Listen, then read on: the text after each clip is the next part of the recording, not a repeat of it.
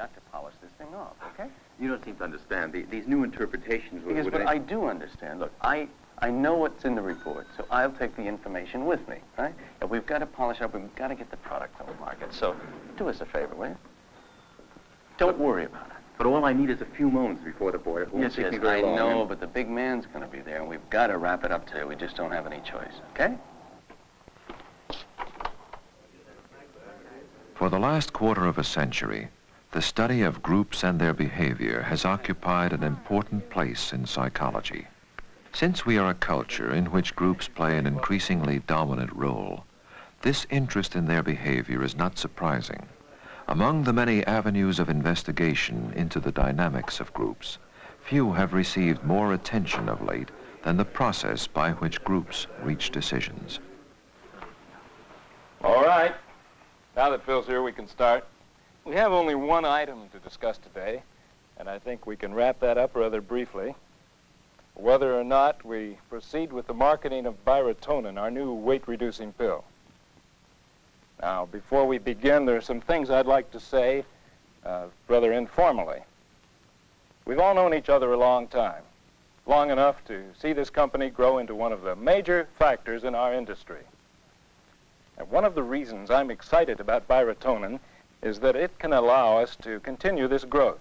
It should also allow us to increase our dividends to our shareholders. They've been behind us, and they deserve the kind of reward that Byratonin can bring.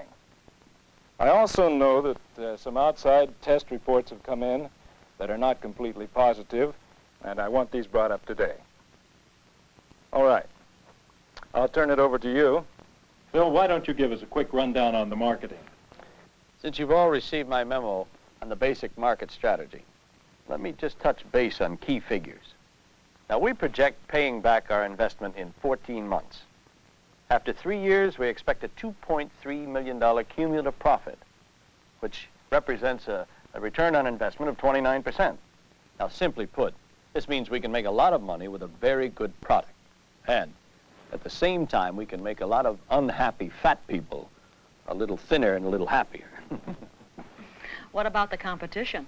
Do we have anything to worry about? Well, I think we've got the most effective product in Byratonin. My people estimate a 35% share of market in 2 years. Dick, what about the government? Have you got all the necessary clearances? We're okay in D.C.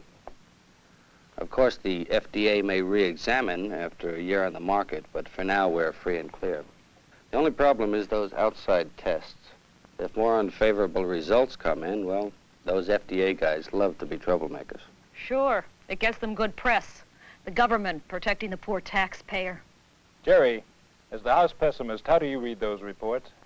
Obviously, my department wouldn't have recommended Byratonin unless we felt it was basically safe. But still, some of those reports that came back from our sample group of doctors aren't too good. They hint... What percentage, Jerry? What? What percentage of the reports are negative? Oh, very small, less than 2%. How serious are the symptoms? Well, one doctor reported vomiting with one of his patients. Another suspected blood clots. One patient had dizzy spells. It's not very dramatic stuff. Well, they sound like the kind of symptoms that could be brought on by anything. Well, that kind of data is not very conclusive.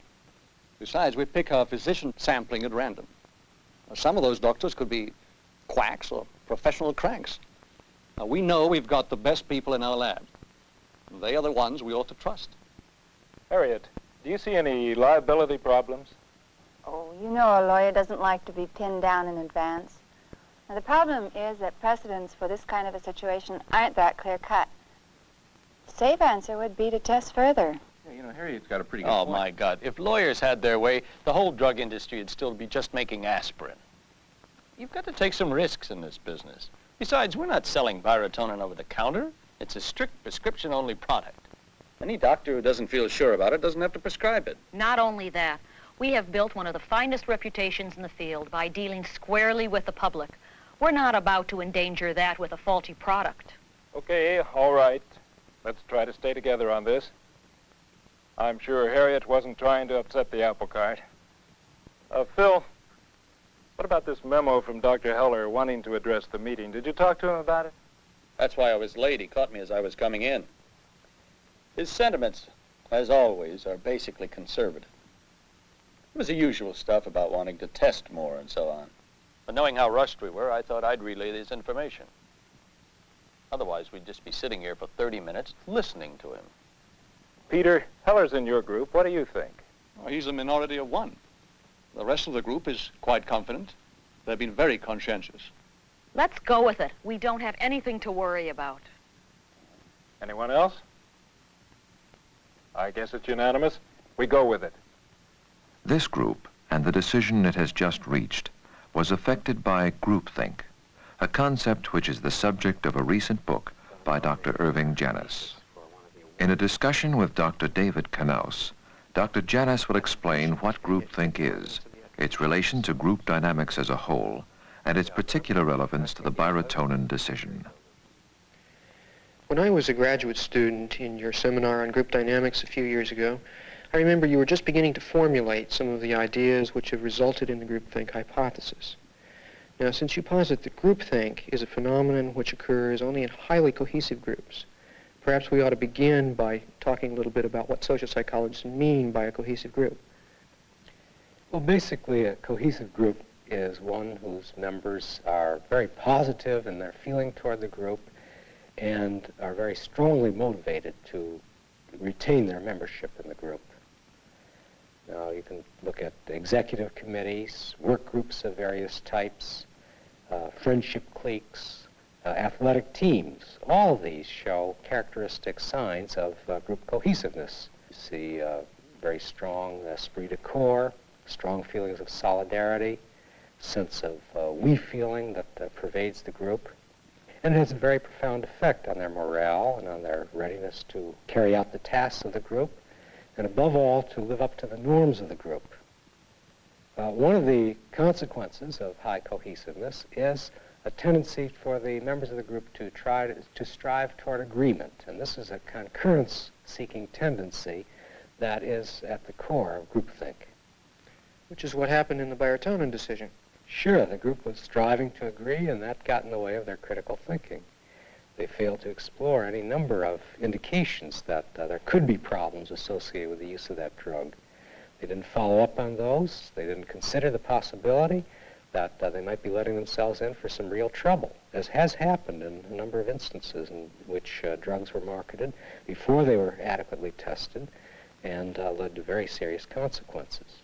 So this is an example of how the failure to engage in critical thinking as a result of this striving for concurrence can lead to potential trouble. Doesn't always occur, but that potentiality is certainly there. In your book, you list 8 major symptoms of groupthink. Perhaps we could begin by describing how these apply to the Byrotonin decision and then substantiate them with some examples that you use in your book. Well, in the Byrotonin decision, you see examples of the illusion of invulnerability, which is one of the outstanding symptoms of groupthink. We don't have anything to worry about. I think we've got the most effective product in Byrotonin. The illusion of invulnerability runs through the whole discussion of the group and underlies their willingness to take excessive risks. Now, that's a symptom that I encountered time and again in the case studies of historic fiascos.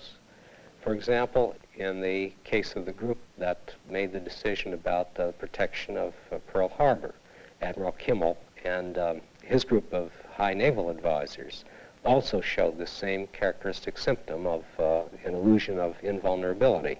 The complacency of that group led to their being totally unprepared for the attack that the Japanese launched on December 7th, 1941. They ignored all of the various warning signals, assuming that the decision that they had made would give emphasis to training and supply rather than worrying about the defense of Pearl Harbor was the correct one. And, of course, that led to the total destruction of the U.S. fleet at Pearl Harbor and the loss of large numbers of lives. They assumed then that the harbor was essentially impregnable. No one could attack it. That's right, and that's the sort of thing that the illusion of invulnerability does. It allows people to feel very complacent, very secure, and go ahead and take whatever action the group feels is the one they want to take. Now I'd like to try to relate some aspects of the groupthink hypothesis to related work in the area of group dynamics. Specifically, how a cohesive group tends to view an adversary group. We know from research in group dynamics that the we feeling, characteristic of a cohesive group, is often accompanied by a they feeling toward an opposing group. How does this tendency manifest itself in groupthink situations? Well, I think we do see essentially the same kind of phenomena in groupthink situations as occur in various experiments like the Sharif's Robbers Cave experiment. Whenever a group is facing an important decision, a certain amount of stress is generated, and that's when you begin to see an increase in we feeling, an increase in group solidarity. Now, right along with that goes this tendency toward looking at outgroups as enemies and as evil.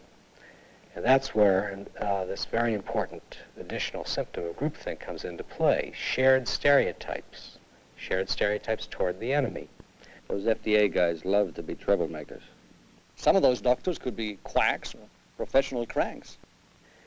There are some impressive similarities between the barotonin group and some of the groups that I've studied in my research on historical fiascos. For example, the decision made by the group that surrounded Harry Truman in the fall of 1950, the decision to cross the 38th parallel and escalate the war with North Korea. Now, that was a decision that was made in the face of repeated warnings from the Red Chinese government, warnings that said that if you cross the 38th parallel, we will enter the war. We're not going to permit this. Those warnings were completely disregarded on the basis of shared stereotypes of the Red Chinese enemy. The stereotypes took the form of saying, well, this is a very weak country. They're completely dominated by Russia. Russia doesn't want war now, therefore we're perfectly safe in disregarding these warnings.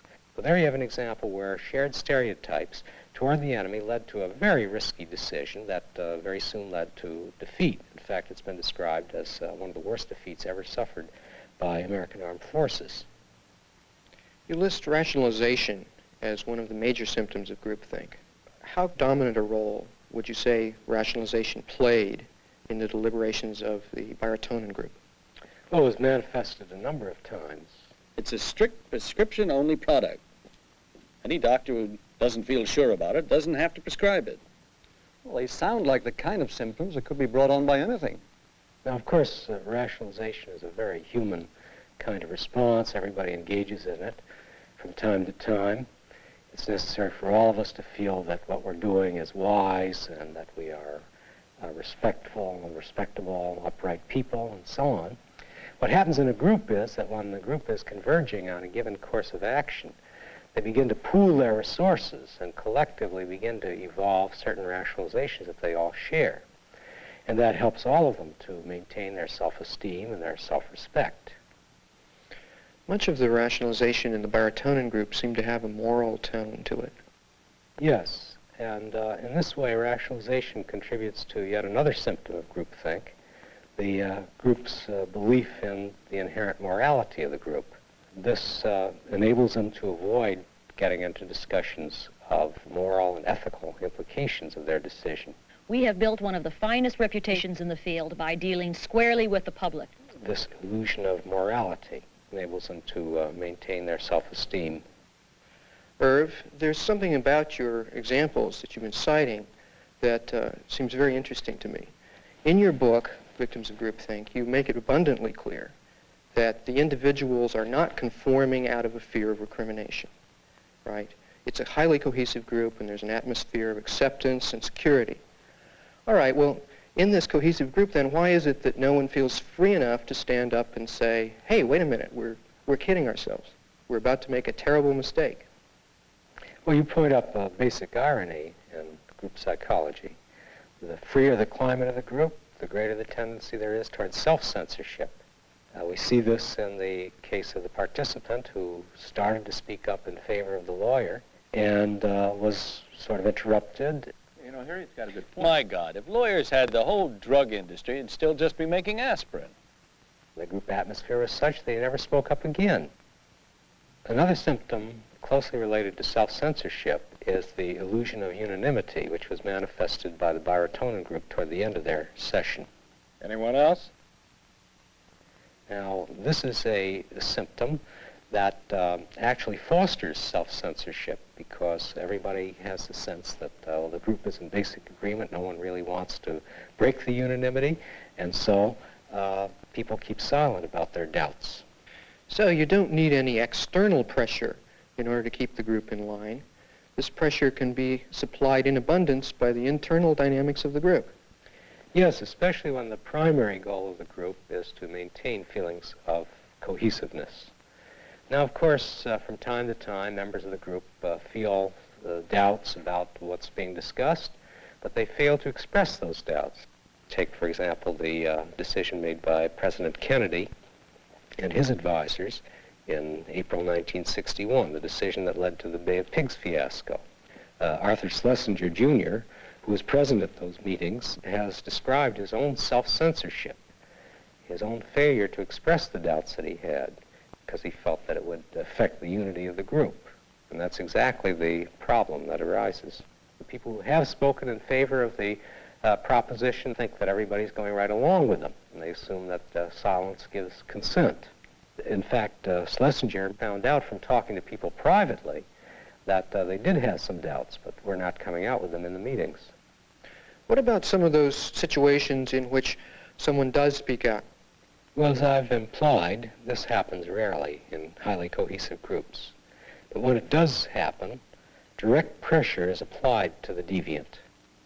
We saw this in the case of the lawyer who spoke her piece in expressing an opinion that went contrary to the group consensus. The president intervened, indicating that what she was saying was not quite acceptable from the standpoint of the consensus that the group was arriving at. And at the same time, he pointed out that the group norm was one of essential agreement. Okay, all right, let's try to stay together on this. I'm sure Harriet wasn't trying to upset the apple cart. Of course, in doing so, he managed to prevent the group from becoming ruffled by the bit of dissent to which they were exposed. The one symptom we haven't discussed yet is mind guarding, an interesting term which you describe as analogous to bodyguards. Just as a bodyguard protects a leader from being physically damaged, a mind guard protects him from being exposed to disturbing ideas. The executive who kept the scientist out of the executive committee meeting that we saw was functioning as a mind guard. He kept the leader and the other members of the group from hearing opinions that would be probably quite divergent from those of the members who attended the meeting. Later on, he presented the scientists in a stereotyped way that enabled the group to dismiss those ideas. His sentiments, as always, are basically conservative. It's the usual stuff about wanting to test more and so on. From research on group dynamics, we know that leadership plays a very important role in determining the climate of a group. What role does leadership play in preventing groupthink? Well, since I've been talking about some of the historical instances of fiascos, let me answer that by talking about an instance that was not a fiasco and that did not involve groupthink, the Cuban Missile Crisis in 1962. Now, that crisis occurred just about a year and a half after Kennedy and his group of advisors had blundered into the Bay of Pigs fiasco. But now, essentially, the same group, faced with this crisis, the Cuban Missile Crisis, worked out a very detailed, careful decision that avoided the pitfalls of groupthink. We can learn something about how that came about if we look into the leadership practices of Kennedy in handling that group. First of all, on the matter of insularity, of keeping the group excluded from outsiders, Kennedy deliberately took steps to bring in experts from the outside. For example, Adlai Stevenson and Dean Acheson, in order to get their reactions to the assumptions being made by the group. Another thing that he did was to assign the role of critical evaluator to every single member of the group. And above all, he avoided being a directive leader. In fact, he deliberately absented himself from some of the meetings in order to make sure that he would not exert undue influence on their decision. In addition, at the outset, he was very careful to indicate that he wanted them to explore all of the alternatives to removing the missiles from Cuba, and did not mention the particular option that he thought was the most likely one that would have to be resorted to. In so doing, he left the members free to explore all of the pros and cons of each of the alternatives, and in that way helped to prevent the group from falling into the groupthink pattern. Now, it seems to me that the kinds of procedures that were used in that particular decision have potentially very wide applicability to preventing groupthink in many other situations, in many other kinds of groups. Now, of course, the next stage in research is going to have to be to test out some of these ideas for preventing groupthink. And that's what I'm looking forward to as the next development in research on groupthink. In the wider context of group dynamics, the insights offered by Dr. Janis are only part of an ever-increasing search to better understand the patterns of group behavior. And while this film has concentrated on high-level business and governmental decision-making, the basic tenets of groupthink apply to any group at any level in which the tendency to agree interferes with critical thinking. It was a good meeting, wasn't it? Yeah, it sure was.